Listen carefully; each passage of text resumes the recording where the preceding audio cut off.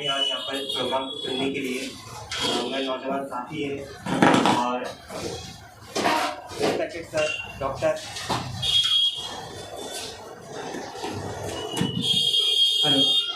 Respected sir doctor madam Kaushal sir, जो एम्बाई hospital आप लोग सभी जानते हैं कि मध्य प्रदेश का सबसे बड़ा गवर्नमेंट हॉस्पिटल है, जहाँ पे आप असिस्टेंट प्रोफेसर हैं। और जो महिलाओं को जो ज़्यादातर जो कैंसर की जो प्रॉब्लम्स आती है, तकलीफ आती है, कैंसर सभी को होता है, नौजवानों को, मतलब फीमेल्स को भी होता है, मेल्स को भी होता है। और साथ ही इस तरीके से जो फीमेल्स के जो केसेस होते हैं उसको काफ़ी अच्छे से आप डायग्नोज करते हैं और देख के उनका इलाज करते हैं। तो आज आप हमारे बीच में मौजूद हैं, तो मैं डॉक्टर मैडम कौशल सर से अनुरोध करूँगा, गुजारिश करता हूँ कि आप एक प्रेजेंटेशन हमें सबसे पहले दिखाएंगे और इसके बाद वो बातचीत के जरिए हम लोगों को बताएंगे किस तरीके से कैंसर से अवेयर होंगे। अगर हम तो इससे हम लड़ सकते थे, हम फाइट कर सकते हैं। अगर हमारे पास जानकारी की अभाव रहेगा तो कई बार ये बीमारी काफ़ी बढ़ जाती है, जिसके बाद हम इसका सही से ट्रीटमेंट भी नहीं कर पाते। और आज हमारे बीच में आदरणीय विष्णु शर्मा जी भी उपस्थित हैं, जो हमारे बीच में बात रखेंगे। तो सबसे पहले मैं मैडम कौशल सर से अपील करता हूँ कि आप प्रेजेंटेशन स्टार्ट करें। धन्यवाद इंट्रोडक्शन देने के लिए। मैं एक छोटा सा प्रेजेंटेशन बना के लेके आया हूँ आप सभी लोगों के लिए। कैंसर के अंदर कुछ हमारे मिथ्स होते हैं, उसको ब्रेक करने के लिए मैं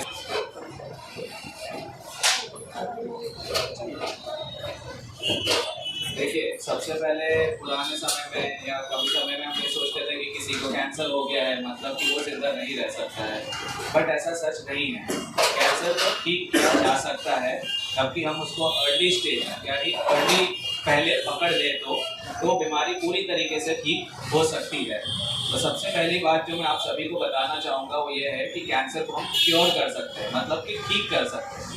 तो ये नहीं सोचना है कि कैंसर ठीक नहीं हो सकता है। तो क्या साइंस होते हैं, क्या चीज़ें होती है जिसको हमें अगर लगता है तो उसको कैंसर के बारे में समझना चाहिए। सबसे पहली चीज़ है कि अगर कोई ज़बान में, मुंह में या कहीं पे भी कोई छाला हो रहा है या कोई गठान हो रही है जो कि कम नहीं हो रही है, समय के साथ बढ़ती जा रही है, तो उसमें कैंसर होने का आशंका हो सकती है। इसका मतलब ये नहीं कि वो कैंसर ही है, but there are high chances कि वो कैंसर हो सकता है। उसके अलावा गठान होना छाती के अंदर, स्तन के अंदर, गर्दन में, पैरों के अंदर, हमारी बगल के एरिया में या हमारे जांघ के एरिया में, अगर वहाँ पे भी ऐसी कोई गठान हो रही है या सूजन आ रही है या स्वेलिंग आ रही है जो कि कम नहीं हो रही है और बढ़ती जा रही है, तो उस केस में हमें कैंसर के बारे में सोचना चाहिए। मैं मोस्टली यहाँ पे यंग पॉपुलेशन देख रहा हूँ, तो हम लोगों को ये चीज़ों का ध्यान ज़्यादा रखना चाहिए, क्योंकि जो इस उम्र के अंदर ये बीमारी होती है तो उसमें नॉर्मली छाले से ज़्यादा गठाने होना कॉमन होता है कि गले में गठान हो गई, बगल में गठान हो गई, जांघ में गठान हो गई। हम सोचते हैं कि अपने आप कम हो जाएगी, लेकिन बढ़ती जा रही है। तो उस केस में हमको किसी डॉक्टर को कंसल्ट करना चाहिए और उनको बताना चाहिए।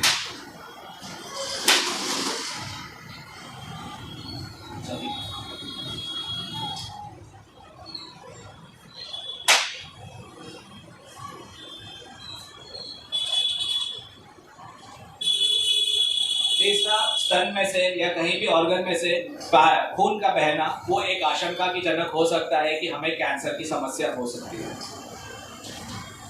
चौथा, change in bowel and bladder habits. इसका क्या मतलब है? ये नॉर्मली जो मैं आज जिस लोगों से बात कर रहा हूँ उसमें इतना प्रोमिनेंट नहीं होता है, कॉमन नहीं होता है, लेकिन ओल्ड एजेस में, जैसे कि कोई बड़े लोग हैं अपने घर में, हमारे अब्बू है, हमारे दादा दादी है, उन लोगों में ऐसी चीज़ें हो सकती है जैसे कि लैट्रिन के रास्ते का कैंसर। उसके अंदर लोगों को ऐसी समस्या होती है कि कभी दस्त लगना, कभी कब्ज हो जाना, फिर कभी दस्त लगना, लैट्रिन के रास्ते खून जाना, या फिर हमारा पुरुषों में एक ऑर्गन होता है जिसको प्रोस्टेट कहते हैं, जिसका कैंसर होने के कारण पेशाब कम हो जाना, पेशाब रुक के आना या रात में बहुत बार पेशाब होना।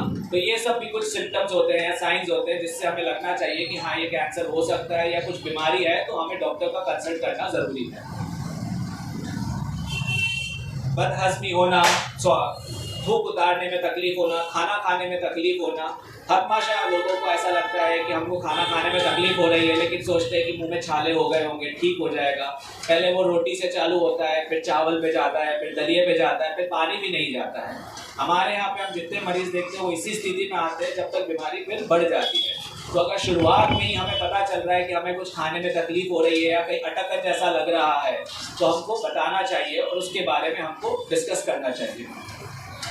उसके अलावा बहुत ज़्यादा खांसी चलना, आवाज़ का बैठना जो कि लंबे समय से ठीक नहीं हो रही है, या सांस का चलना, जो सांस बिल्कुल ही ठीक नहीं हो रही है, वो भी एक लक्षण हो सकते हैं जो कैंसर की तरफ हमको आशंका देते हैं। आखिरी है कि हम लोगों को, बहुत लोगों को तिल होते हैं, मोल्स, मस्से हो जाते हैं, तो मस्से कैंसर नहीं होते हैं, लेकिन कभी कभी कुछ लोगों को मस्सा के साइज बड़ा होने लग जाता है, उसमें कलर में चेंजेस आने लग जाते हैं, उसका टेक्सचर जो होता है वो चेंज होने लग जाता है। अगर ऐसा कुछ किसी के साथ हो रहा है तो वो उसको डॉक्टर को दिखाना ज़रूरी है, क्योंकि वो हो सकता है कि वो मस्सा कैंसर की तरफ बढ़ने की कगार में हो। क्या कारण होते हैं कैंसर के? तो बहुत से कारण होते हैं कैंसर के। हम सभी कैंसर के अंदर कारण नहीं भी बता सकते हैं, लेकिन जो कुछ कॉमन कारण होते हैं, एक होता है हमारा फैमिली हिस्ट्री। मतलब अगर घर के अंदर कैंसर की हिस्ट्री है, खासकर जैसे ब्रेस्ट का कैंसर होता है, ओवरीज का कैंसर होता है, इंटेस्टाइन का कैंसर होता है, उसमें फैमिली हिस्ट्री बहुत इंपॉर्टेंट होता है, क्योंकि अगर मम्मी को, बहनों को या फिर वालिद ने या ऐसे में अगर कैंसर की समस्या होती है तो चांसेस है कि हमको भी कैंसर हो सकता है। जेनेटिक म्यूटेशंस होते हैं उसके कारण। अदर फैक्टर्स होते हैं डाइटरी, कि खाना जो होता है वो है, उसके अलावा केमिकल्स, हॉर्मोन्स, उम्र इटसेल्फ एक कैंसर का कारण हो सकता है। जैसे मैंने प्रोस्टेट के बारे में बताया, तो प्रोस्टेट कैंसर बढ़ती उम्र के साथ होने के चांसेस ज़्यादा होते हैं। सिमिलरली फीमेल्स के अंदर ब्रेस्ट कैंसर जैसे जैसे उम्र बढ़ती है वो कैंसर होने का भी चांसेस बढ़ता जाता है। और दूसरा होता है रेस, कि मतलब बहुत से टाइप के समाज के लोग होते हैं, उसमें कुछ कैंसर होने की चांसेस ज़्यादा होते हैं। अब अगर आप इस चार्ट को देखेंगे तो ये बहुत इंपॉर्टेंट चार्ट है।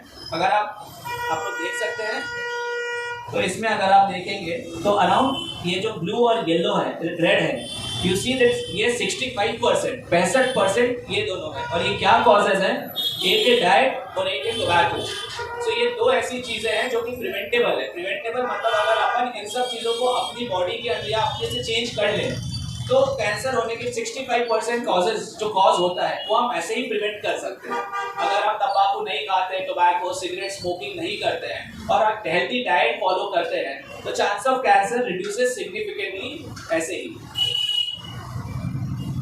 रही बात सिगरेट की, जो सबसे बड़ा दुश्मन है कैंसर का, सिगरेट, सिर्फ सिगरेट नहीं, तंबाकू किसी भी प्रकार का, सिगरेट, बीड़ी, कहना, जर्दा कहना, कुछ भी हो, टोबैको कुछ भी हो, उससे कैंसर होने के चांसेस बहुत ज़्यादा है। टोबैको के अंदर कम से कम 4000 से ज़्यादा कैंसरोजेनिक पार्टिकल्स होते हैं जो कि कैंसर करा सकते हैं। तो आप सोच सकते हैं, ऐसा कहा जाता है कि अगर एक इंसान जो बहुत ज़्यादा सिगरेट या बीड़ी पीता है, उसको अपनी ज़िंदगी में कैंसर होने का रिस्क अराउंड 50 to 60% है। वही दूसरा जो बिल्कुल भी नहीं पीता है, उसके अंदर कैंसर होने का चांसेस इज लेस देन 10%। सो आप देख सकते हैं कितना मेजर डिफरेंस है एक तंबाकू खाने से और टोबैको का कितना बड़ा इफेक्ट होता है। रही बात टोबैको या तंबाकू और कैंसर की, हमें लगता है, हम मूवी थिएटर्स में देखते हैं कि वो मुकेश आता है, वो टोबैको खाता है, उसको मुंह का कैंसर हो रहा है, या लंग्स का, फेफड़ों का, सिगरेट पीने से फेफड़ों का कैंसर हो रहा है, बट ऐसा नहीं है। अगर आप ये चार्ट को देखेंगे तो आपको पता चलेगा तंबाकू या टोबैको इस्तेमाल करने से सिर्फ मुंह या फेफड़ा नहीं, यार अबाउट हर बॉडी ऑर्गन में कैंसर होने का खतरा होता है। तो आप समझ सकते हैं कि टोबैको कितना खराब और गंदी चीज़ है, और एक ऐसी चीज़ है जिसको प्रिवेंट कर सकते हैं। मतलब कि हम अगर नहीं ले तो ये होने के चांसेस पूरे कम हो जाते हैं। अगली बात है कि 200 प्रकार के कैंसर होते हैं। कैंसर क्या होता है? बेसिकली हमारी बॉडी सेल से बनी होती है। जब सेल्स अनकंट्रोल्ड डिवाइड करने लग जाते हैं किसी भी बॉडी ऑर्गन में, तो वो कैंसर को डेवलप कर सकता है। तो यही कैंसर होता है। इसीलिए कैंसर हमारी बॉडी के कोई भी जगह पे हो सकता है, क्योंकि हमारी पूरी body from brain to leg is made up of cells only. And अगर वो सेल्स तेजी से डिवाइड करने लग जाए और उसके ऊपर कोई रोक नहीं लगे, तो वो कैंसर का रूप ले लेती है। रही बात मेल्स के अंदर, पुरुषों में सबसे कॉमन कैंसर कौन कौन से होते हैं? जैसे मैंने बताया, एक मुंह का कैंसर और लंग का कैंसर हमारे भारत में 2 सबसे कॉमन कैंसर है। उसके बाद इंटेस्टाइन, आंतड़ियों का कैंसर, प्रोस्टेट का कैंसर, अगले 2 कॉमन कैंसर है मुंह और लंग के बाद में। महिलाओं में प्रमुख कैंसर जो होते हैं वो सबसे पहला भारत के अंदर वो है ब्रेस्ट का कैंसर, जो कि स्तन का कैंसर है। दूसरा जो मोस्ट कॉमन कैंसर है वो है बच्चेदानी के मुंह का कैंसर। बाकी उसके अलावा फीमेल की जो ओवरीज होती है, अंडकोश होते हैं, उसका कैंसर तीसरा मोस्ट कॉमन कैंसर है। उसके अलावा दूसरे कैंसर्स भी हो सकते हैं। जैसा मैंने पहले ही बताया, मुंह का कैंसर हमारे देश में सबसे ज्यादा है। भारत में स्त्रियों में स्तन का कैंसर सबसे ज्यादा है। ऐसा कहा जाता है कि हर 8 फीमेल्स में से 1 को ब्रेस्ट कैंसर होता है और ये नंबर बढ़ता जा रहा है। मतलब ये जो ट्रेंड था ये 2019 का था। अगर 2025 की बात करें तो ये ऐसा हो जाएगा कि हर 5 महिलाओं में से 1 को ब्रेस्ट कैंसर होने का खतरा रह सकता है। रही बात कैंसर प्रिवेंशन की कि हम कैंसर को ना आए उसके लिए क्या कर सकते हैं, तो ये सब चीजें मैं जल्दी से बताऊंगा क्योंकि मैं आपको बता चुका हूँ। First and foremost is healthy diet.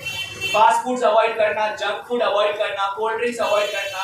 उसमें multiple amount of additives, preservatives मिले होते हैं एंड वी डोंट नो कि वो प्रिजर्वेटिव्स क्या होते हैं, which may have some chemicals जो कि कैंसर को कॉज कर सकते हैं। सबसे इंपॉर्टेंट चीज जो मैं बहुत समय से कोर्स कर रहा था, फिर से वही चीज है, स्मोकिंग, टोबैको कंजम्पशन, वो बिल्कुल कम करना चाहिए, खत्म कर देना चाहिए। हम सोचते हैं कि यार ये सिगरेट पी रहा है, ये बीड़ी पी रहा है, मैं तो नहीं पी रहा हूँ, मुझे कैंसर नहीं होगा। ऐसा नहीं होता है। एक चीज कही जाती है second hand smoke. Second hand smoke का मतलब होता है कि जो आदमी सिगरेट पीने वाले के साथ में खड़ा है उसको भी तो उसका धुआं आएगा, तो उससे खुद से कैंसर होने का खतरा होता है। मान लीजिए कि अगर सिगरेट पीने वाले आदमी को 80% चांस है कैंसर होने का, तो जो उसके साथ में खड़ा है उसको खुद को 50% चांस है कि उसको कैंसर हो जाएगा। जो गलती वो कर भी नहीं रहा है, जो दूसरा आदमी कर रहा है उसके कारण उसको हो सकता है। बाकी जैसा मैंने पहले बताया, हेल्दी डाइट, फिजिकल एक्टिविटी सबसे इंपॉर्टेंट चीजें हैं। दूसरी चीज है कि रेड मीट, मतलब रेड मीट को अवॉइड करना चाहिए। एनिमल फैट के कारण कैंसर होने का खतरा होता है। एक और बहुत बड़ा फैक्टर होता है खासकर फीमेल्स के अंदर, वो है ओवरवेट, यानी कि वजन बहुत ज्यादा होना। वजन बहुत ज्यादा होने के कारण ब्रेस्ट का कैंसर होने का खतरा या फिर अंडाशय यानी कि ओवरीज का कैंसर होने का खतरा होता है। तो हमेशा अपना वजन को एक हेल्दी डाइट मेंटेन करके और एक वेट को कंट्रोल करके रखना चाहिए। ओवरवेट होने से कैंसर होने का रिस्क बढ़ जाता है। सब चीजें मैं बता दिया हूँ। जैसा मैंने बोला, क्या कैंसर प्रिवेंशन, एक्सरसाइज करना सबसे इंपॉर्टेंट चीज है, एक हेल्दी डाइट रखना एंड एक्टिव रहना।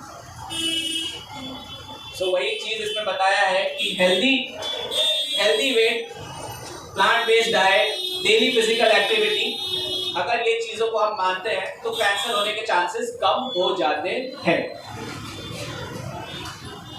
जैसा मैंने बताया, फैमिली की हिस्ट्री जानना बहुत ज़रूरी होता है कभी कभी हम केस में, क्योंकि अगर फैमिली में कैंसर की हिस्ट्री है तो उस केस में हमको कैंसर होने का खतरा हो सकता है, तो हमारी फैमिली हिस्ट्री जानना ज़रूरी है।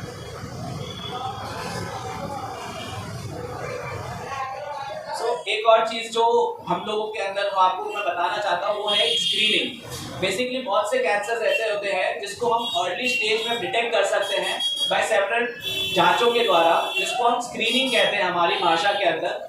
जैसे कि ब्रेस्ट का कैंसर है, फीमेल्स के अंदर पेशाब बच्चेदानी के जो मुंह का रास्ते का कैंसर है, और मेल्स और फीमेल्स के अंदर जो इंटेस्टाइन आंतड़ियों का कैंसर है। उसमें कुछ जांचें ऐसी हैं कि अगर कुछ लोगों में हम जल्दी समय पे चालू कर दे वो जांच और रेगुलरली वो जांच करते रहे तो हम वो बीमारी को बहुत अर्ली स्टेज में पकड़ सकते हैं, और अगर वो अर्ली स्टेज में पकड़ लेते हैं तो ठीक होने के चांसेस बहुत ज्यादा हो जाते हैं।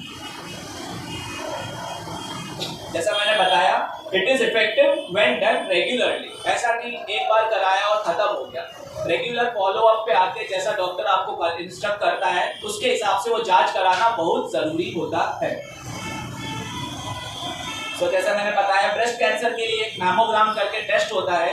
नॉर्मली इस पॉपुलेशन में तो नहीं, पर नॉर्मली 40-45 इयर्स के अंदर से चालू होता है, और हर 1 साल या 2 साल में मैमोग्राम कराने से हम ब्रेस्ट कैंसर को जल्दी डिटेक्ट कर सकते हैं, और जल्दी डिटेक्ट करने से हम उसको ठीक से इलाज कर सकते हैं।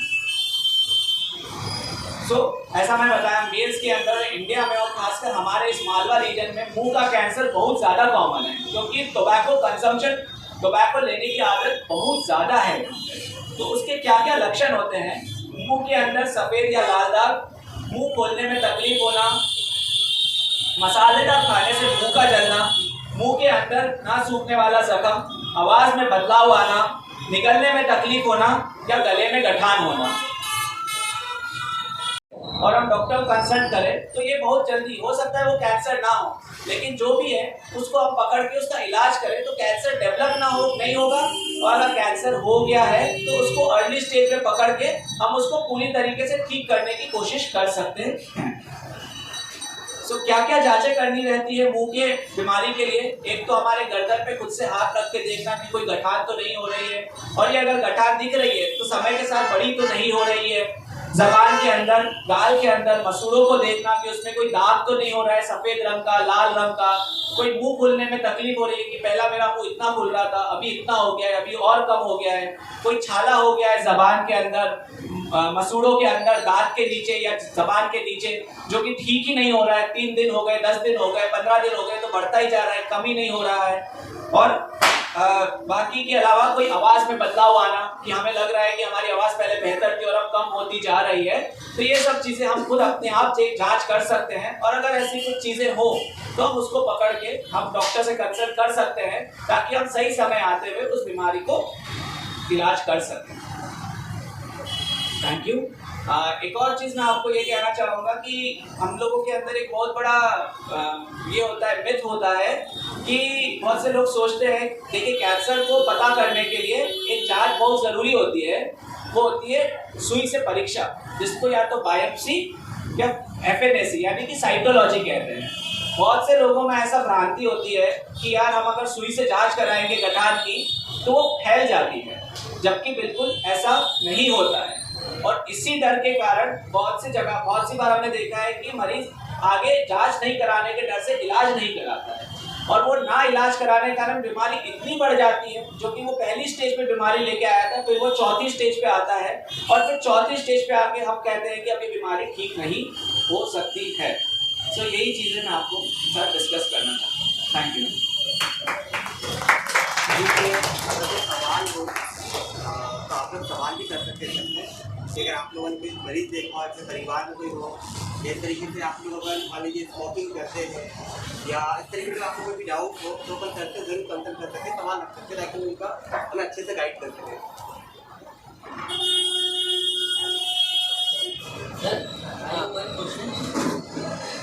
सर एक्चुअली जैसे कैंसर की प्रिवेंशन है तो डेली बेस में क्या रेमेडी दे सकते हैं? जैसे अपन डाइट में क्या ले सकते हैं, स्वीट डाइट वगैरह, या प्रोटीन न्यूट्रिशन में क्या ले सकते हैं जो जिस वजह से ये कभी बीमारी से आगे सामना ना हो? देखिए कोई ऐसी डाइट नहीं है कि जिससे हम ये कहें, लेकिन हाँ definitely healthy diet is very important. मतलब कि प्रॉपर फाइबर्स यानी ककड़ी, गाजर, एक अच्छा ग्रीन वेजिटेबल, प्रॉपर नॉनवेज को अच्छे से पका के खाना। उसमें नॉनवेज जैसे रेड मीट होता है, जो कि बेसिकली हमारे यहाँ तो इंडिया में इतना नहीं चलता है, मोस्टली तो यूनाइटेड स्टेट्स की थीम है, बट फिर भी जैसे रेड मीट होता है उसको अवॉइड करना। कैंड फूड जो होता है, कैंड नॉनवेज फूड जो कि टिन्स में आता है, वो भी यहाँ पे इतना नहीं चलता है, बट फ्रोजन फूड्स बेसिकली उसमें बहुत से केमिकल्स होते हैं, जैसे कोक है, कोका कोला है, पेप्सी है, लॉट ऑफ केमिकल्स जो प्रिजर्वेटिव करने के लिए, वो एक्सपायरी को बढ़ाने के लिए बनाते हैं। सो वो सब चीज़ों में हमें पता नहीं कौन से केमिकल्स होंगे जो कि इटसेल्फ कैंसर करा सकते हैं। तो ये सब चीज़ें हमें अवॉइड करना चाहिए, एक हेल्थी डाइट रखना चाहिए। कोई ऐसे डायरेक्ट फूड्स नहीं है कि नहीं ये खाने से बीमारी कम हो जाएगी। कहा जाता है कि कुछ दवाइयाँ, कुछ फल फ्रूट खाने से कैंसर कम होता है, बट वो अभी प्रूफ नहीं हुआ। बट हेल्थी डाइट डेफिनेटली, जैसे मैंने बताया, वजन बहुत ज़्यादा होना ये एक बहुत बड़ा फैक्टर होता है कैंसर डेवलप होने का। So those things we need to take control कि यार हमें फिजिकल एक्टिविटी करें। फिजिकल का मतलब ये नहीं होता है कि बहुत हेवी लिफ्टिंग कर लिया कि एकदम बिग डंबल्स या ऐसा कुछ मार रहे हैं। जैसे walking, some sports activity, we are active always, और प्रॉपर डाइट लेना इम्पॉर्टेंट। एक और चीज़ बहुत इंपॉर्टेंट जो मैं बताना चाहूँगा कि एक शेड्यूल बनाना। मतलब आज की लाइफ में पढ़ाई रहती है, प्रेशर रहता है, तो यार अभी खाना मिस कर दिया, तो वो नहीं, एक प्रॉपर शेड्यूल से खाना खाना कि ब्रेकफास्ट इतने बजे, लंच इतने बजे, इवनिंग स्नैक्स और dinner, so those things are also very important. Actually मेरी बुआ को माउथ कैंसर हुआ था, तो उसका जो उनका प्रॉपर इलाज वगैरह हो गया था, रेडिएशन वगैरह सब हो गई थी। तो एक्चुअली मैं गूगल पे स्टडी कर रहा था कि आफ्टर कैंसर क्या करना चाहिए। तो उसमें मुझे ये पता चला कि उनके मल्टीविटामिन और प्रोटीन प्रॉपर लीजिए, और उसके बाद एक ओमेगा 3 जो ओमेगा रहता है, तो उससे कैंसर से एक हद तक थोड़ा सा बचा जा सकता है। तो क्या ये सही है ओमेगा का? न्यूट्रिशनल जो ओमेगा 3 फैटी एसिड्स कह रहे हो आप, it's kind of a nutritional supplement. What happens कि कैंसर के मरीज, जब आपकी बुआ को भी हम देखा होगा कि जब उनको कैंसर हुआ, ऑपरेशन हुआ होगा, फिर रेडिएशन हुआ होगा, तो क्या है कि खाना खाने की ताकत बहुत कम हो जाती है, अपन प्रॉपर डाइट से इतना पोषण नहीं ले पाते हैं। सो इन दैट केस ये सब देने से क्या है कि हेल्थ इंप्रूव होती है, बट इसका डायरेक्ट कनेक्शन कि इससे इसको लेने के बाद कैंसर नहीं होगा, ये कहना तो मैं सही नहीं कहूँगा। और सबसे बड़ा प्रॉब्लम गूगल ही है कि गूगल इटसेल्फ आप अगर कुछ भी सर्च करो, it will give like 1 lakh results उसके लिए, उसका क्या एविडेंस है क्या नहीं, उनको कोई मतलब नहीं होता है उससे। So that is a problem thing, but ऐसा नहीं है। बट डेफिनेटली न्यूट्रिशनल सप्लीमेंट लेना चाहिए, मैं खुद कहूँगा, क्योंकि उससे हेल्थ इंप्रूव होती है। और एक बार पर्सन हेल्दी होता है ना, तो उसका मेंटल कैपेबिलिटी और हर चीज़ इंप्रूव होता है, and they are able to cope up with their life. बीमारी तो खत्म हो गई, अब अपनी ज़िंदगी आगे जीनी है, वो अच्छे से जी पाते हैं। जो कैंसर के बाद जो रेडिएशन से होने वाली जो प्रॉब्लम रहती है, मैंने वो पढ़ा था कि उससे ओमेगा 3 से उस चीज़ को। यस, आप वो बात सही कह रहे हो कि जैसे रेडिएशन के जो साइड इफेक्ट्स होते हैं ना, वो डेफिनेटली जैसे फाइब्रोसिस हो जाता है रेडिएशन से, तो ओमेगा 3 फैटी एसिड लेने से थोड़ा सा वो फाइब्रोसिस के चांसेस कम होते हैं, मतलब वो इम्प्रूवमेंट थोड़ा फास्टर होता है। डेफिनेटली पूरी बीमारी नहीं निकालते ऑपरेशन में और रेडिएशन के अंदर, तो बीमारी वापस आने के चांसेस आर वेरी हाई। तो मान लीजिए कि बीमारी यहाँ तक ऊपर तक थी, तो जब उनका ऑपरेशन हुआ तो यहाँ तक पूरा एरिया निकाला होगा, फिर उसके बाद यहाँ तक इतना ऊपर रेडिएशन भी जाता है। तो क्या होता है कि ये these are some side effects of treatment itself, radiation के, सर्जरी के, कि उनके आँख में से आंसू आना, तो ये कुछ साइड इफेक्ट्स है which are of treatment itself, जो कि लॉन्ग टर्म के अंदर हो सकते हैं। Thank you. सर, इसमें इमोशनल स्ट्रेस से भी कैंसर हो जाता है क्या? इमोशनल स्ट्रेस नहीं sir, emotional stress is not a cause for cancer, but definitely cancer itself is a big emotional stress. मतलब हाँ, it's not a cause of cancer, but definitely it's a big burden. मतलब when we C patients, हम सबसे पहले मतलब as a practice what we are trained is कि हम सबसे पहले फैमिली बैकग्राउंड जानना पसंद करते हैं। व्हाट आर, आप किस फेज से जा रहे हो, आपका इमोशनल स्ट्रेस कितना है। फिर क्या होता है कि जब किसी को बता दो कि आपको कैंसर है, मतलब 50, 70, 80% बर्डन तो उस बीमारी के कारण ही आ जाता है। सो that is a thing. First of all मैं वही चीज़ स्टार्टिंग से कहना चाह रहा हूँ कि first of all we want to give you faith कि what stage of cancer it is. देखिए ये भी बात बहुत इंपॉर्टेंट है कि कैंसर में 2 चीज़ें सबसे इंपॉर्टेंट होती है। One is what type of cancer, किस प्रकार का कैंसर है, क्योंकि हर प्रकार का कैंसर का इलाज अलग होता है। दूसरी चीज़ होती है कौन सा स्टेज का कैंसर है, क्योंकि सर्वाइवल यानी ठीक होना ना ठीक होना पूरा का पूरा स्टेज पे डिपेंड करता है। सो अगर वो पहली स्टेज का कैंसर है कहीं का भी, so most of the cancer at first stage are 90% curable. So अगर मैं 100 लोगों का इलाज करूंगा तो 90 से 92% लोग ठीक हो जाएंगे। रही बात जो मोस्ट कॉमन कैंसर है, जैसे कि फीमेल्स के अंदर ब्रेस्ट कैंसर की अगर अपन बात करें, तो पहली स्टेज में वो परसेंटेज इंक्रीज होकर 95% तक जाता है अगर हम सही तरीके से ट्रीटमेंट लें तो।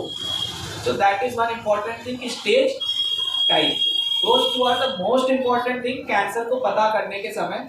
अगर ये पता कर लिया तो प्रॉपरली हम बता सकते हैं कि ठीक हो सकता है, नहीं हो सकता, कितना ठीक हो सकता है, ये भी चीज़ है।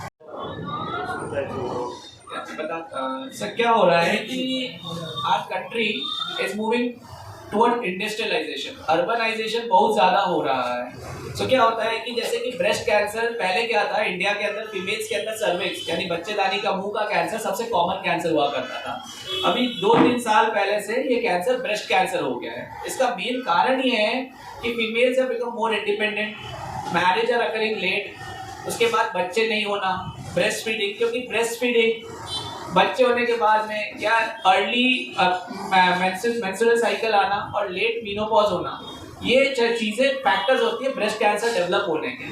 और बिकॉज फीमेल वुमेन्स के अंदर अभी ये सब चीज़ें कॉमन हो गई है, that's why we are seeing so much amount of breast cancer and that is the most common cancer. अगर आपने देखा होगा सेलिब्रिटीज में भी हो रहा है, दैट इज द रीजन। अभी आपने एक बात रखी थी जिसमें आपने कहा था कि एक एवरेज महिलाओं के अंदर 10 में से 1 महिला को कैंसर होने के चांसेस होते हैं, और जो 2025 तक के लिए आंकड़ा हर 5 में से 1 महिला को हो जाएगा। तो ये जो एक मतलब सामाजिक बीमारी होने की तरफ बढ़ेगी, तो इसको हम किस तरीके से रोक सकते हैं, इस रेशियो को हम कम कर सकते हैं? डेफिनेटली मैं जो बात कर रहा था वो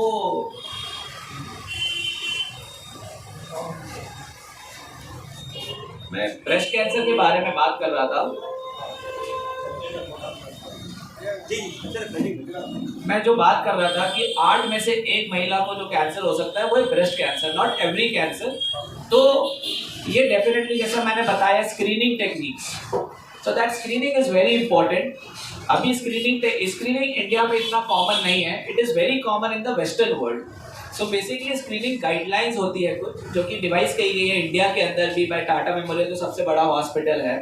क्या होता है कि जैसे कि फीमेल 40-45 ईयर्स की एज से होता है, तो उस केस में हर 1 साल या 2 साल के अंदर एक एनुअल मैमोग्राम, उससे हम ये बीमारी को अर्ली डिटेक्ट कर सकते हैं मैनी टाइम्स। और जो मैंने जैसे बताया अर्बनाइजेशन हो रहा है, सो हम ये बीमारी को प्रिवेंट तो नहीं कर सकते हैं, बट हाँ उसको अर्ली डिटेक्ट करके उसको क्योर कर सकते हैं। जैसे कि मैं आपको अगर ट्रेंड बताऊं कि आज से जैसे 5 या 6 साल पहले जब मैं एमडी रेडियोथेरेपी में कर रहा था, जब अराउंड 60-70% ऑफ ब्रेस्ट कैंसर्स हमें एडवांस स्टेज में मिलते थे।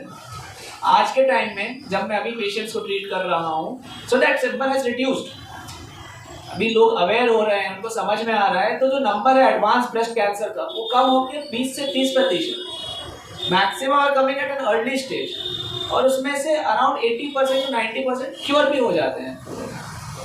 That is one thing. जैसे वो क्वेश्चन आ रहा है कि जो टेस्ट करवाते हैं, अगर जैसे भी जो बहुत सारे कैंप लगते हैं जिसमें जांच होती है, जैसे इस तरीके के जो ये टेस्टिंग जो होता है उसके लिए हम कैंप लगा सकते हैं, उसका अराउंड 1 पेशेंट का कितना खर्च होता होगा?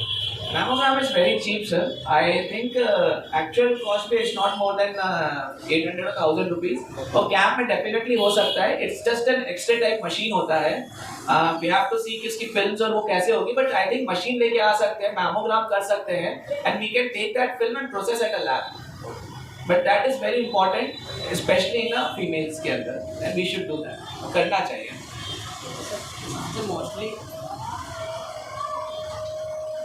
मोस्टली यहाँ पर सारे स्टूडेंट्स हैं और इस एरिया के स्टूडेंट्स में सुपारी खाने की काफ़ी आदत है जी, तो क्या उससे भी इसके चांसेस बढ़ जाते हैं? थोड़ा सा गाइड करें। डेफिनेटली सर, डेफिनेटली क्या होता है कि एक तो मतलब मैं तो सुपारी का पता नहीं, लेकिन उसमें क्या क्या प्रोडक्ट होते हैं वी डोंट नो, वो कैसे प्रोसेस करते हैं ये भी हमें नहीं पता है।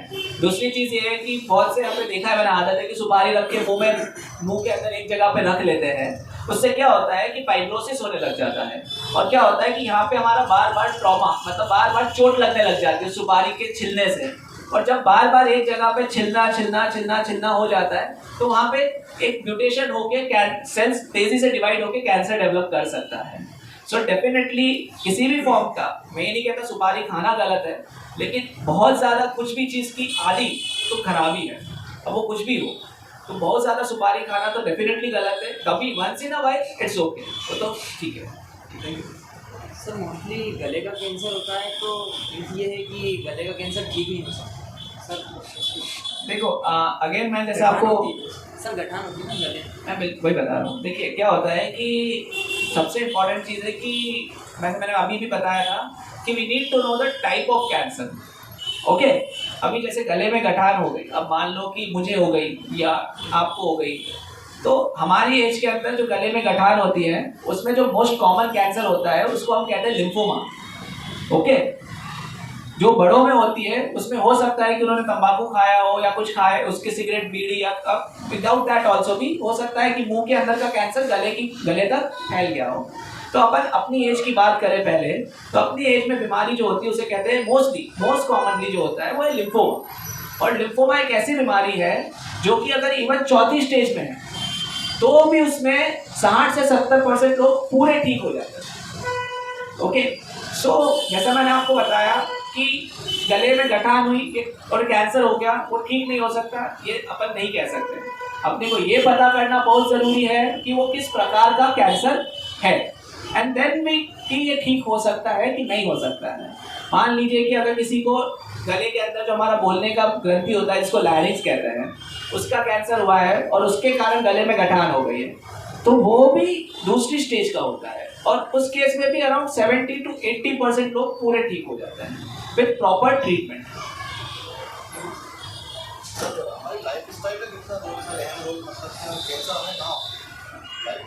से मैं अभी इनसे यही डिस्कस कर रहा था स्टार्टिंग में कि healthy lifestyle, basically some amount of physical activity, बहुत हैवी एक्टिविटी नहीं, basic physical like walking, morning walk या जॉगिंग, एक हेल्दी डाइट कि मतलब हर चीज़ को बैलेंस फॉर्म में खाना, किसी भी चीज़ की मनाही नहीं है। और हाँ सर, मतलब डेफिनेटली सर, तो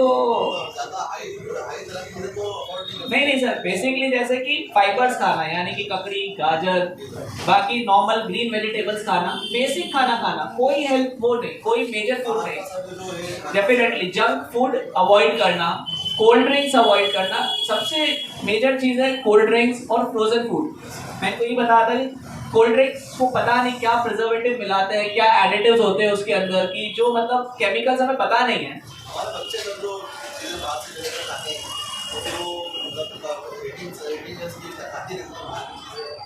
सर डेफिनेटली ये कहना तो नहीं चाहिए कि मतलब बिल्कुल ही नहीं खाए, लेकिन एक हद में रह के, मतलब definitely maximum time it should be healthy. Once in a while तो चलता है, बिल्कुल it's okay sir, it's not a problem, once in a while कोई प्रॉब्लम नहीं है। लेकिन हाँ, अगर रोज़ की आदि हो गई कि रोज़ बर्गर पिज़्ज़ा ही है तो वो तो इट्स रिस्की ऑल्सो। कि क्या होता है कि ये तो फ्राइड फूड्स होते हैं, इससे सबसे बड़ा खतरा केमिकल्स पे हटा दे तो मोटापा होने का होता है। ये सब भी सर वही है कि उसमें क्या मिक्सचर्स में क्या होता है हम नहीं कह सकते प्रोसेस करने के लिए, और वो इतना समय तक एक्सपायर ना हो उसके लिए वो क्या प्रिजर्वेटिव मिलाते हैं, वो चीज़ें थोड़ा सा वो रहता है। Definitely sir, definitely. कॉस्टली होता है, कॉस्टली होता है इसका अलग। देखो यार, डिपेंड करता है कि बीमारी क्या है क्या नहीं है, एंड सबसे बड़ी बात यह है कि सुविधाएं बहुत है इस बीमारी को इलाज करने के लिए। ठीक है, जैसे कि आपको कोई वो है तो हॉस्पिटल्स हैं, अभी आयुष्मान योजना भी सरकार ने निकाली है जिसके अंतर्गत बहुत सा इलाज तो पूरा फ्री में कर देते हो जाता है। So the most important thing इसके अपन इसका ट्रीटमेंट लें। ओके, कॉस्टली हो जाता है जब बीमारी बहुत ज़्यादा बढ़ जाती है, क्योंकि जैसे जैसे बीमारी बढ़ती चली जाती है उस केस में जो दवाई सिंपली इजीली अवेलेबल है वो हम नहीं दे पाते हैं, और हमें ऐसी दवाइयों पे जाना पड़ता है जो कि इजीली अवेलेबल नहीं है, जो बहुत कॉस्टली हो जाती है। So early detection is not only useful for कि बीमारी ठीक करने के लिए, बट की द कॉस्ट ऑफ ट्रीटमेंट भी अर्ली स्टेज डिजीज में बहुत कम होता है एज कम्पेयर टू कि बीमारी बहुत फैल गई होता है।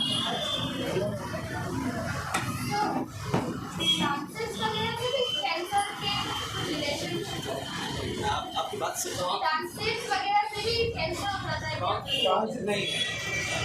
नहीं होता, टॉन्सिल से कैंसर नहीं होता। सर पहले हमको किसी को कैंसर हुआ, हमने उसको ऑपरेशन किया, गले में कैंसर था, ऑपरेशन करा के वो निकला दिया, उसके बाद सिकाई कराना जरूरी रहता है क्या? सर डिपेंड करता है स्टेज के ऊपर।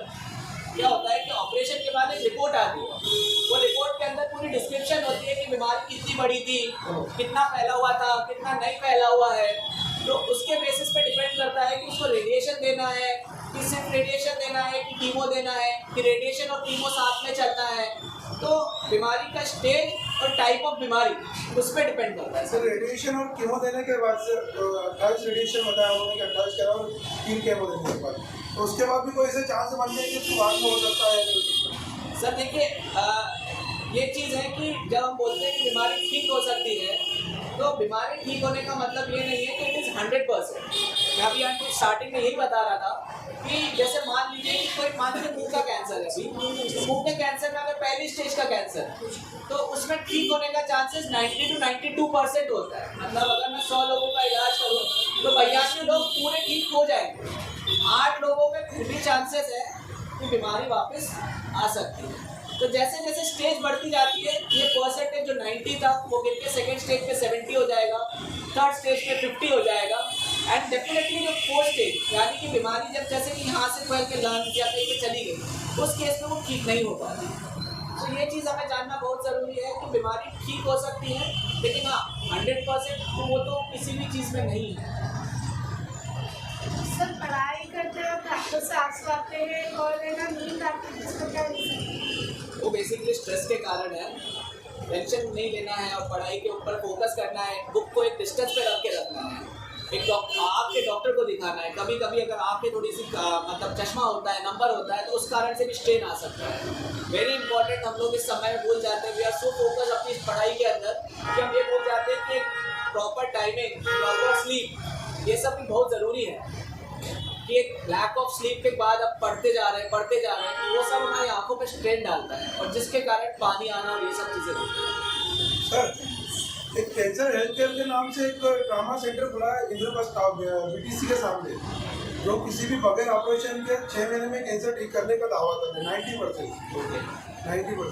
सर क्या हो, और उनका जो मेडिसिन है वो भी बहुत महंगा है, तकरीबन 50,000 से लाख रुपए पर मंथ का मेडिसिन है उनका, और 3 से 6 महीने में वो उसको पूरी तरह का ठीक करने का दावा कर रहे। बहुत बड़ा ट्रामा सेंटर खोला है और बीटीसी के सामने वलसाड ट्रेड सेंटर के ठीक सामने 3rd फ्लोर पर शायद, बहुत बड़ा है। तो सर क्या चाहिए, पॉसिबल है कि दवाई से कोई चीज़ ठीक हो जाएगी कैंसर जैसी बीमारी? सर देखिए किसी भी स्टेज में लिया होगा, कहना है किसी भी स्टेज में आप ले जाओ।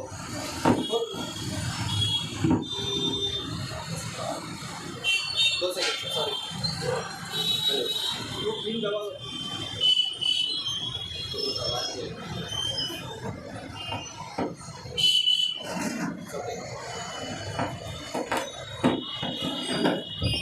हेलो सर देखिए क्या होता है कि सबसे इम्पोर्टेंट, मैं पहले भी यही बात कहूँगा। हेलो सर देखिए सबसे इम्पोर्टेंट ये होता है कि पहली चीज़ कोई भी स्टेज में अगर वो कह रहे हैं कि मैं कैंसर ठीक कर सकता हूँ, सो दैट इज मैं नहीं मानता हूँ ये बात को, ये बिल्कुल झूठ है। अगर ऐसा होता तो सभी लोग उनसे ट्रीटमेंट करा रहे होते। जैसा मैंने आपको बताया, हाँ ये बात है कि कुछ बीमारियां दवाइयों से पूरी ठीक हो जाती है। जैसे कि मैं इनको समझा रहा था अभी कि यंग लोगों में या एक बीमारी होती है जिसको हम लिम्फोमा कहते हैं, या जो ब्लड का कैंसर होता है, ल्यूकीमिया होता है, इसके अंदर सिर्फ और सिर्फ इलाज होता है कीमोथेरेपी यानी कि दवाइयों का इलाज, और वो बीमारी इसको ठीक से ट्रीट करने के अंदर पूरी ठीक हो जाती है कीमोथेरेपी या दवाइयाँ देती। बट अगर कोई ये दावा करता है तो मैं नहीं मानता, क्योंकि हमने जब भी पढ़ा है हम एविडेंस बेस्ड मेडिसिन प्रैक्टिस करते हैं, मतलब जो हमको मिलता है वो हम बताते हैं, तो उसमें ऐसा कहीं नहीं है। जैसे अगर बीमारी, कुछ बीमारियाँ जो 4थी स्टेज में आ गई है वो नहीं ठीक हो सकती, हम ये कर सकते हैं कि आज के समय में ऐसी दवाइयाँ आ गई हैं, ऐसा आज के समय में ऐसी दवाइयाँ आ गई हैं, ऐसा ट्रीटमेंट आ गया है कि जैसे मान लीजिए पहले बोला जाता था कि बहुत से बीमार, सभी कैंसर्स में नहीं लेकिन कुछ कैंसर्स के अंदर तो कि जहाँ पहले माना जाता था कि भैया इसकी ज़िंदगी 6 महीने है, 6 महीने से ज़्यादा नहीं रहेगा, वो दवाइयों के कारण हम उसकी ज़िंदगी को 2 साल 3 साल 4 साल तक लंबा कर सकते हैं, बट ऑन द बेसिस कि वो बीमारी कंट्रोल में रहती है। मतलब हो सकता है कि सीटी स्कैन और बॉडी पे स्कैन करने में कोई बीमारी नहीं दिखे, मतलब इसका मतलब ये नहीं कि वो ठीक हो गए, बीमारी कंट्रोल में है और उसके साथ ही वो आराम से अपनी जिंदगी जी रहे हैं, ये चीज़।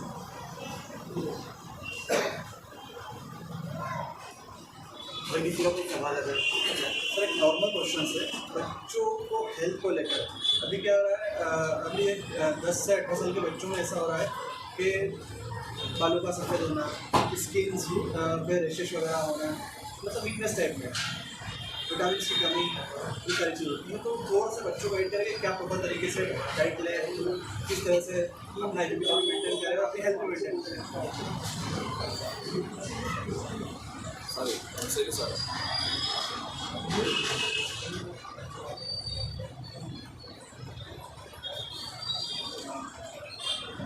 देखो यार, मोस्ट इम्पॉर्टेंट थिंग इज कि अभी तो लाइफ बहुत फास्ट पेस हो गई है और मतलब पढ़ाई का स्ट्रेस होता है, चीज़ों का इतना स्ट्रेस होता है।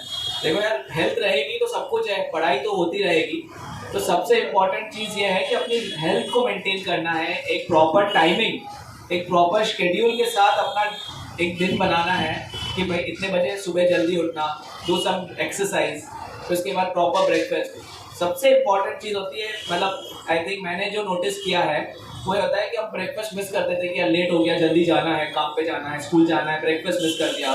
फिर लंच में मोस्टली फ्रेंड्स या के साथ कुछ खा लिया and then we go and dinner, हम हैवी डिनर लेते हैं, जबकि इसका अपोजिट होना चाहिए। You should have a proper breakfast, a good lunch and a light dinner, and this is the most, ये सबसे ज़रूरी चीज़ है। और एक स्ट्रेस, मतलब ज़्यादा चीज़ों का स्ट्रेस नहीं लेना है। Basically stress is the problem of everything. So relax mind से काम करना है। और एक और इम्पॉर्टेंट चीज़ है इस लैक ऑफ स्लीप। हम रात को, मतलब फोन्स आ गए हैं, net is so easily available, so ये सबसे बड़े फैक्टर्स है रात में। और एक सबसे सो बेसिकली प्रॉपर स्लीप होना, at least 7 to 8 hours of sleep. Irrespective आपके एग्जाम्स हो तो आप स्लीप को 6 घंटा 5 घंटा कर लो, but you should always have a sleep. मतलब कितना भी स्ट्रेस हो, एग्ज़ाम का कितना पढ़ाई हुई हो नहीं हुई हो, इट्स जस्ट एक एग्जाम्पल है, बट हमेशा सो के ही आना चाहिए।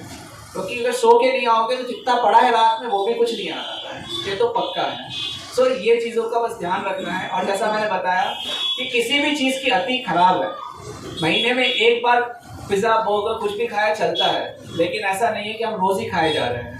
महीने में एक बार शवरमा खाया चलता है, लेकिन उसके अलावा तो घर पे ही खाना खाना चाहिए, एक प्रॉपर हेल्दी डाइट। घर का जो भी खाना बनता है वो हमेशा बेटर ही होता है बाहर के खाने से। एक नॉर्मल डाइट, मतलब कोई एक्सोटिक या कोई वो चीज़ नहीं, नॉर्मल, बिल्कुल नॉर्मल डाइट, दैट्स इट। तो इसमें ये तुम देख रहे हैं कि 20 साल पहले नहीं हुआ करता था। 35 साल के एज के ऊपर के लोगों में विटामिन डी की कमी हो ही जाती है, स्पेशली इन इंडिया या नॉर्थन इंडिया, जहाँ पे धूप भी आती है। अपन एमपी की बात करें या कहीं पे भी, तो कुछ या तो मुझे लग रहा है कि डेलिबरेटली जो चीज़ें, जैसे मैं बहुत ही कम खाता हूँ बाहर का, है ना। मुझे कई बार धूप वाइज भी हो जाती है। मैं कम से कम साल में 2-3 बार पीता हूँ, कभी घबराहट हो रही है तो 35 ईयर्स के ऊपर 90% लोगों को विटामिन डी की कमी हो जाती है। तो चेक नहीं कराते, that is a different works. तो या तो हमारे फूड में जो प्रोसेस्ड फूड या जैसे गेहूँ है या कुछ भी जो भी अपन बेसिक खाते हैं वो जा रहा है, तो ऐसी बहुत सारी न्यूट्रिशंस की कमी तो ऑलरेडी चल रही होगी। डेफिनेटली सर, फूड के अंदर जो न्यूट्रिशन है वो कैसे प्रोसेस होता है इस बारे में तो अपन कुछ नहीं कर सकते हैं। दैट इज वन थिंग, अब वो चीज़ें हैं तो that is we can't do anything. But definitely one thing is कि अगर अपने को ऐसा है कि हाँ हमने, that's what I am saying कि बेसिकली रेगुलर फॉलो अप और एक general checkup with a doctor, general physician, कि एक जनरल बॉडी चेकअप। आजकल तो इतने लैब्स हो गए हैं, they full body checkup. So once in a while, like once in 1 साल में एक बार या 2 साल में एक बार एक जनरल बॉडी चेकअप कराने में कोई बुराई नहीं है। हमको हमारी बॉडी का पता चल जाता है। क्या होता है कि आजकल हम घी तेल खाते हैं, ये सब चीज़ें खाते हैं, we never know, we have active healthy lifestyle, फिर भी हो सकता है कोलेस्ट्रॉल बढ़ा आ जाए। Cholesterol itself is a major risk factor, cancer के लिए तो इतना नहीं, बट हार्ट अटैक के लिए जो कि काफ़ी कॉमन हो चुका है, हाइपरटेंशन जो कि बहुत कॉमन हो चुका है, इन सब चीज़ों के लिए। सो ये सब चीज़ें हमें पता चल जाती है, सो हम उस चीज़ों को प्रिवेंट कर सकते हैं। वक्त काफ़ी लंबा हो चुका है, तो डॉक्टर मैडम सर ने बहुत वक्त दिया है। मैं चाहूँगा कि हम लास्ट तरफ से चलेंगे कि समय काफ़ी लिया है, तो अगर लास्ट को ऐसा बहुत क्वेश्चन होगा आप लोगों का तो वो रखें, नहीं तो फिर हम करके ये फिनिश करें। जैसे कि आप लोगों की तरफ से कोई क्वेश्चन होगा।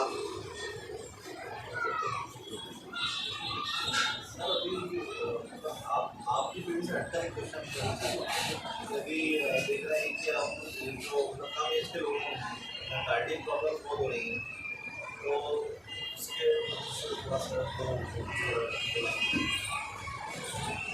सर डेफिनेटली न्यूज़ में तो बहुत आ रहा है, अभी आपने पढ़ाई होगा कि वो एक्टर की भी डेथ हो गई कार्डियक अरेस्ट से। सर मैं जो हूँ कार्डियक मेडिटेशन, तो सर लोग देखते हैं कि काफ़ी कम एज के लोग मतलब अभी 19 ईयर्स का लड़का था,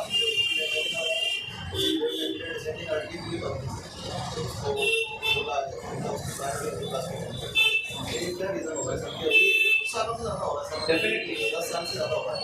डेफिनेटली सर, थिंग इसकी क्या है कि हमारा कंट्री एक तरफ तो बहुत ज़्यादा अर्बनाइजेशन में जा रहा है एंड द मोस्ट जो अफेक्टेड पर्सन है वो ना तो बच्चे हैं और ना ही एल्डरली है, वो है youth population. That adult population जो कि मान लीजिए हम कहेंगे 18 to that 40 years of age, विचार जो बाहर जाते हैं। तो क्या हो गया है कि एक तो जंक फूड, ऑयली फूड खाने की हैबिट बहुत ज़्यादा हो गई है, बाहर खाना, बार बार बाहर खाना।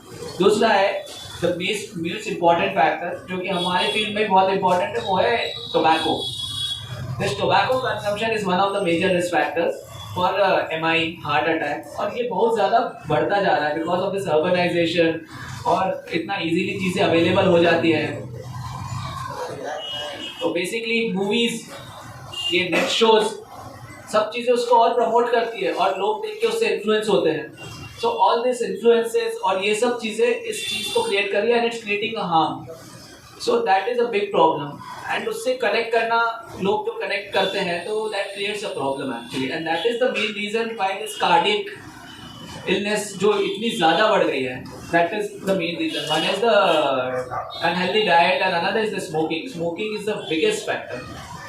सर हम सोसाइटी में मतलब बेदारी कैसे पैदा कर सकते हैं कि एक जो नॉर्मल पर्सन है हमारी सोसाइटी के अंदर, वो इन चीज़ों से कैसे बच सके, मतलब हम इससे वो अवेयर होना चाहिए, इसके लिए बेदारी किस तरीके से हम पैदा कर सकते हैं। I think one of the important thing is regular awareness कि यार कितना, मतलब नॉट अबाउट जस्ट एक बीमारी, टोबैको से कितना, आई थिंक 60-70% ऑफ बीमारी टोबैको से रिलेटेड होती है। सो वो सब चीज़ों के बारे में अवेयर करना, प्रॉपर एजुकेशन हो, मुझे लगता है कि स्कूल करिकुलम में ये होना चाहिए कि एक अडल्ट एज में जब the kid is hitting in adult age में आ रहा है कि वो अपने डिसीजन बनाए, उसको इस बारे में एजुकेट करना है स्कूल के अंदर ही। That would be a big factor. जैसे हम स्कूल में इंग्लिश, हिंदी, साइंस, मैथ्स सब पढ़ाते हैं, ये भी एक पार्ट होना चाहिए हेल्दी लाइफस्टाइल के बारे में, जो फिजिकल एजुकेशन का एक पार्ट होना चाहिए। That would B one of the bigger factors actually. Thank you. बहुत बहुत शुक्रिया डॉक्टर मेहनत सर का। हमारे बीच में आदरणीय विष्णु शर्मा जी उपस्थित हैं, तो मैं आपसे भी गुजारिश करूँगा कि जिस तरीके से डॉक्टर मेहनत सर ने तो बात रखी है कैंसर और तमाम बीमारी से लेकर उन्होंने काफ़ी अच्छे से जवाब दिए हैं, लेकिन मैं आपसे चाहता हूँ कि जिस तरीके से जो नशा समाज में जो काफ़ी बड़े स्तर पर पहुँच रहा है, हमने एक बड़ा घटनाक्रम अभी आर्यन खान का भी सुना था। वो सेलिब्रिटीज़ के व्यक्ति बच्चे होते हैं तो हम काफ़ी जानते हैं इसके बारे में, जबकि हम जानते हैं कि हमारे हर घर तक नशा बहुत आसानी से पहुंच रहा है। तो मैं आपसे अनुरोध करूंगा कि नशा किस तरीके से समाज में पहुंचाया जा रहा है और इससे क्या नुकसान है, समाज किस तरीके से नुकसान हो रहा है, क्या बात रखें। धन्यवाद। धन्यवाद आदरणीय डॉक्टर सर और उपस्थित सभी जन समूह। जैसा कि डॉक्टर साहब ने हमें बताया, अच्छे से समझाया कैंसर क्या होता है, किस कारण से होता है और इसको किस तरह से हम ठीक कर सकते हैं या ठीक हो सकता है, और अगर हम सचेत रहें तो इसको होने से भी रोका जा सकता है। डॉक्टर साहब ने बहुत ही अच्छे से हम लोगों को समझाया है, तो इसके खिलाफ तो हमको अवेयर होना ही है और लोगों को भी अवेयर करना है। इसी के साथ में जैसा मुस्तफा भाई ने बताया कि ये तो हमारे शरीर के अंदर का कैंसर है, लेकिन हमारा जो सामाजिक एक तरह से कहें जो कैंसर है, सामाजिक मतलब पर्टिकुलर किसी समाज नहीं, जो मानवता के लिए, इंसानियत के लिए जो कैंसर के जो कारक हैं, जो कारण हैं, अश्लीलता, अपसंस्कृति, नशाखोरी जिस तरह से लगातार बढ़ रही है समाज में, तो हमको उसको उसी तरह से लेना चाहिए जिस तरह से हमने NRC और इसके लिए हम लोग जब इकट्ठा हुए, हम लोगों ने देखा कि ये तो आने वाली पीढ़ियों के लिए, हमारे लिए मतलब बहुत ही घातक होने वाला है। तो हम लोग इकट्ठा हुए, हम लोगों ने साइन बाग मूवमेंट लिया। अभी जिस तरह से किसानों ने देखा कि किस तरह से जो कृषि कानून जो लेकर के आ रही है गवर्नमेंट, वो किस तरह से उन लोगों को ख़त्म कर देंगे, तो उसके खिलाफ में किसान लगातार 1 साल से दिल्ली में आंदोलन कर रहे हैं, लगातार जमे हुए हैं, डटे हुए लड़ रहे हैं। तो जो मैं कहना चाहता हूँ कि हमको इसी गंभीरता के साथ इस मुद्दे को लेना चाहिए। जो अश्लीलता और संस्कृति नशाखोरी है, इस मुद्दे को भी हम अगर इस गंभीरता के साथ अगर ले पाएंगे, सचेत हो पाएंगे और इसके खिलाफ अगर आवाज़ बुलंद कर पाएंगे तो सरकार को मजबूरन इन सब चीज़ों का रोक लगाना पड़ेगा, क्योंकि हमारा कोई गलत डिमांड नहीं है। हम तो चाहते हैं कि समाज स्वच्छ बने, साफ बने। तो इसको जो चीज़ें खराब कर रही हैं, अश्लीलता, संस्कृति, नशाखोरी से जो चीज समाज खराब हो रहा है, पीढ़ियां बर्बाद हो रही हैं, घरों के घर तबाह हो रहे हैं, तो जो इस तरह का जो कैंसर है, इसके खिलाफ लड़ने के लिए हमको उसी तरह से एकजुट होकर एक दमदार आंदोलन खड़ा करना पड़ेगा। तो हम देखेंगे कि इन चीज़ों को, इन बुराइयों को हम समाज से हटा पाएंगे, मिटा पाएंगे। तो मैं बस यही इतना ही कहूँगा, काफ़ी लंबा समय हो गया है, कि इस मुद्दे को भी हमको उसी तरह से लेना है, क्योंकि ये भी हमारे बच्चों के भविष्य का सवाल है, उनके बेहतर स्वास्थ्य का सवाल है, उनकी आने वाली पीढ़ियों के लिए हम लोगों को इस मूवमेंट को, इसको खड़ा करना चाहिए। अश्लीलता, संस्कृति, नशाखोरी के खिलाफ में हम लोगों को एकजुट होना चाहिए, लोगों के पास जाना चाहिए, क्योंकि सभी तो परेशान हैं इन सब की वजह से। इसलिए हमको इस तरह से इस आंदोलन को सचेत रूप में आगे चलाने की ज़रूरत है, जो मैं समझता हूँ। सिर्फ यहीं पर नहीं, हमको जगह जगह ऐसे आयोजन करना चाहिए, कार्यक्रम करना चाहिए, लोगों से अपील करना चाहिए। बस मैं इतना ही कहूँगा। धन्यवाद।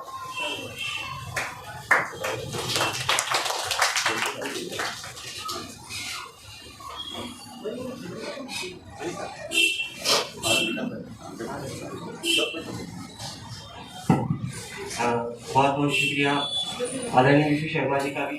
और आज हम लोग, आप सभी लोग जानते हैं कि ये हम लोगों ने जो प्रोग्राम ऑर्गेनाइज किया, इसका सीधा एक ही कारण था कि जिसके लिए हमें डॉक्टर मैडम से काफ़ी कीमती समय हम लोगों ने लिया आप लोगों के लिए, कि पिछले कुछ महीनों से हम लोग मदद बैंक इंदौर की तरफ से जो लोगों की मदद करने के लिए हम लोग लोगों तक पहुँच रहे हैं। तो हमारे वॉलेंटियर भी यहाँ पर उपस्थित हैं, भाई अदनान है, भाई वसीम है, दानिश भाई है, निजामुद्दीन भाई जो इंदौर वेलफेयर सोसाइटी से हैं, और भाई मेरे राशिद विजेता साहब जो है, आप सेंधवा में काम देते हैं। आदरणीय हमारे बीच में अब्दुल मलिक साहब जो मिशन खिदमत से हैं, और बुजुर्ग हमारे बीच में मौजूद हैं। हम सभी लोग जानते हैं कि जिस तरीके से हम लोग लोगों के बीच जा रहे हैं मदद को अंजाम देने के लिए, चाहे किसी की राशन की बात हो, किसी को इलाज की बात हो।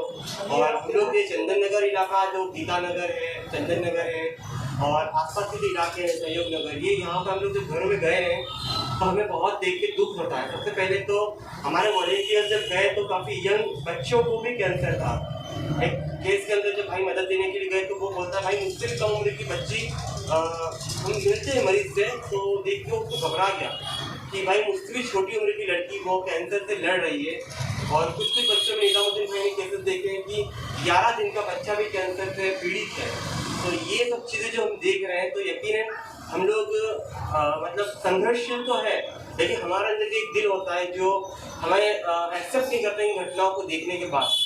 कई सारे नौजवान हैं जो मतलब फैशन के तौर पर जो नशे को एक्सेप्ट कर रहे हैं कि एक फैशन का हिस्सा है, अच्छे कपड़े होना, अच्छी गाड़ी होना, अच्छा खान पीन होना, लेकिन इसी फैशन के अंदर अच्छे जूते, चश्मे, ये सब के साथ में नशा भी एक एक्सेप्ट कर लिया हमारी सोसाइटी के नौजवानों ने कि नशा नहीं तो फिर क्या लाइफ है, नशा नहीं तो हम कैसे स्मार्ट कहलाएंगे। तो ये सारी चीज़ें देखकर हम लोग काफ़ी भयभीत है। और जो सर ने भी बताया हमें कि आने वाले समय में 5 में से 1 महिला को, अभी 10 में से 1 महिला को कैंसर है, आने वाले वक्त में 5 में से 1 महिला को कैंसर होगा। साथ ही साथ जो हमारे मध्य प्रदेश और जो भारत के अंदर हम लोगों ने बड़े से सर्वे लगा 2019 का, 2018 का, इसमें नौजवानों के बीच में काफ़ी बड़े स्केल पर जो है कैंसर की जो बीमारी है, कैंसर तो केवल एक बीमारी है, इस तरीके की और भी कई सारी बीमारियां हैं जो समय पर हम ध्यान नहीं देते तो वो जानलेवा साबित हो जाती है। तो यहाँ पर हम लोगों की चिंता है कि हम जो बीमार है उनको तो हमें बचाना हमारा फर्ज बनता है, जितनी हमको मदद होगी हम उनको मुमकिन करेंगे। लेकिन साथ साथ जो लोग स्वस्थ हैं, हम सभी लोग स्वस्थ समाज का हिस्सा है, हम चाहते हैं कि हम बीमार ना हो और हम आपको तकलीफ में ना देखें, क्योंकि हम आपको अच्छा डॉक्टर प्रोवाइड कर सकते हैं, हम आपको राशन दे सकते हैं, हम आपको दवाई दे सकते हैं, हम आपका ऑपरेशन करा सकते हैं, लेकिन एक अच्छी जिंदगी दर्द से मुक्त बिना किसी दर्द को आप झेलना पड़े आपको, हमें सुई चुभ जाती है तो हमें कितना दर्द होता है, जबकि हम कैंसर के मरीजों को देख रहे हैं कि वो दिन रात तकलीफ में होते हैं, कई बच्चे हैं, कई बुजुर्ग हैं। तो इस तरीके से जब एक नौजवान को जब कैंसर हो रहा है तो उसका पूरा परिवार बर्बाद हो रहा है, तबाह हो रहा है। जिन घरों में इनकम के सोर्सेस अच्छे नहीं है वो घर टूट रहे हैं, वो बीमार की इलाज नहीं करा पा रहे, इलाज बहुत महंगा है। आप जब सोच के देखिएगा जिनको कैंसर की बीमारी है तो इलाज कराने में अपने मकान बेच चुके हैं, दुकान बेच चुकी है और बस वो लोगों से मदद ले लेकर जैसे जैसे अपने मरीज की देखभाल कर रहे हैं। तो हम नहीं चाहते कि इस तरीके की कोई तकलीफ हमारे अपने पर्सनल लाइफ में आए या हमारे परिवार में आए, और ये आने से पूरा परिवार बर्बाद हो जाता है। तो हम आप लोगों से गुजारिश करते हैं कि जिस तरीके से डॉक्टर मैडम सर ने हमें गाइड किया है कि एक अच्छी डाइट होना चाहिए, एक अच्छा हमारा शेड्यूल होना चाहिए, ताकि अगर ये लोग हासिल कर रहे हैं तो ये लोग हासिल करके भी हम अपने परिवार समाज का नाम रोशन करें। साथ ही साथ जिस तरीके से हम देख रहे हैं कि अगर नौजवान जो कमाई के लिए जाता है तो हम लोग देख रहे हैं कि वो कमाई के जरिए अपने घर परिवार को मजबूत बनाए, वो घर परिवार मजबूत बनेगा तो समाज मजबूत बनेगा, समाज मजबूत बनेगा तो देश मजबूत बनेगा। तो यही आज हम लोग की आज की ये अपील थी, कोशिश थी, छोटी थी कि हम लोग ये कैंसर को आने वाले दिन में करने में गाइड किया है कि अमूमन 1000 रुपये एक पेशेंट पे खर्च आता है। तो अगर हम लोग ये मदद करें कि 2 की तरफ अगर आगे हम और मजबूत होंगे, अन्य संस्थाएं भी हमारे बीच में उपस्थित है, सामाजिक कार्यकर्ता उपस्थित है, हम कोशिश करेंगे कि इस तरीके से अलग अलग कैंप लगते हैं, हम इस कैंसर अवेयरनेस जो टेस्ट होता है उन टेस्टों को भी आने वाले दिनों में एक इस तरीके से अभियान हो जाए, आंदोलन शुरू हो जाए, ताकि जो 10 में से अभी 1 था तो हम कोशिश करें कि 100 में से 1 को ही परसेंटेज हो जाए, उल्टा होना चाहिए ना कि बढ़ना चाहिए। टेक्नोलॉजी अपडेट हो रही है, सारी चीज़ें अपडेट हो रही है हमारे पास, तो हम क्यों ना इस रेशियो को कम करें, तो इस तरफ हम दिशा में कोशिश करेंगे। साथ ही साथ ये जो नशा है, हर तरीके का नशा जो हमें सर ने बताया अभी कि ये हर प्रकार का नशा कहीं ना कहीं किसी एक नई बीमारी को, एक नए कैंसर को जन्म दे रहा है। इसके लिए हम सामाजिक रूप से एक होकर इसके खिलाफ आवाज़ भी बुलंद करें। क्योंकि इससे जिन नौजवानों ने नशा किया है वो परिवार फाइनेंशियली, अगर उनको भी कैंसर नहीं हुआ वो परिवार फाइनेंशियली पूरे खत्म हो चुके हैं, बर्बाद हो चुके हैं। और हमारी बहनें जो यहाँ पर मौजूद है, मैं आप बहनों से गुजारिश करता हूँ कि आप अपने आसपास में कई सारी लेडीज होती है, हो सकता है हमारे अड़ोस पड़ोस में ऐसी लेडीज हो जो तंबाकू का इस्तेमाल करती है, बहुत कम रेशो है लेकिन वो है। तो हम लोग इस तरीके से माहौल डेवलप करें कि उन बहन बेटियों से भी हम उस चीज़ को दूर कर सकें, ताकि उनकी हेल्दी लाइफ की तरफ वो लौट सके और वो अपने परिवार की खिदमत कर सके, माता पिता की सेवा कर सके, अपने बच्चों की अच्छी परवरिश कर सके। तो हम लोगों का आज यही पर